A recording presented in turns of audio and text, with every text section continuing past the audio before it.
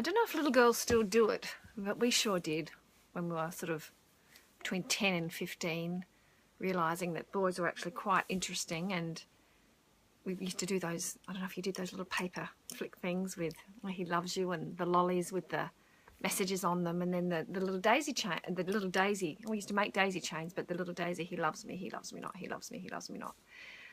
I don't know if the boys ever did that, but I know we did. So today's little word vitamin offers a reflection on that question. Do you love me? Don't you love me? Do you love me? Do you love me not? And for many of us in adult life, we question whether we are really loved for all of who we are. And for many of us, that question says more about us than the people we ask it to.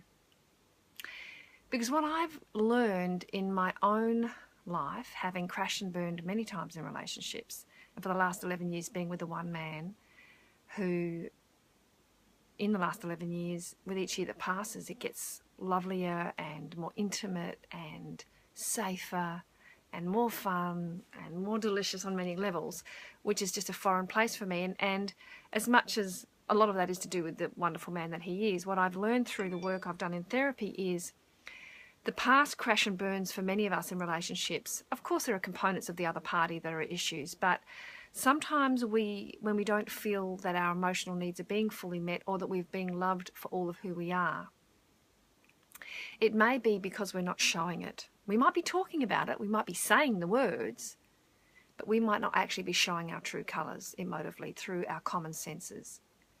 So, we might complain that we want someone to talk to us more, but when they come to talk to us, we're busy. We might say we want more affection, but when someone comes to hold our hand, we pull away. Our level of emotional availability and how much and I know, loving yourself sounds like a really conceited, corny kind of new age flogged to death phrase, but loving yourself just simply means treating yourself with compassion and patience, loyalty and commitment like you would treat somebody you loved.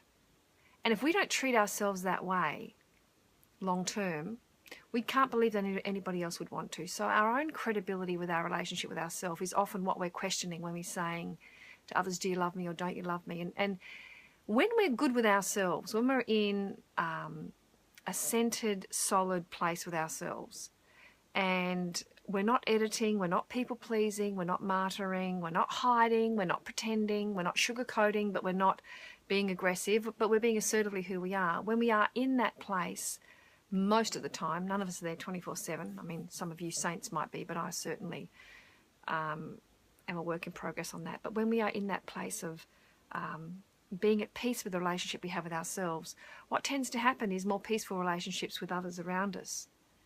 And we tend to grow out of relationships where those things aren't mirrored back to us. So the I love you, love me not, those questions are better directed towards ourselves. And in today's word vitamin, if you get a chance to have a read, I've just tweaked that question a little bit on the Daisy Love Me game, just as an adult version for you to review and see if there's something in that for you. So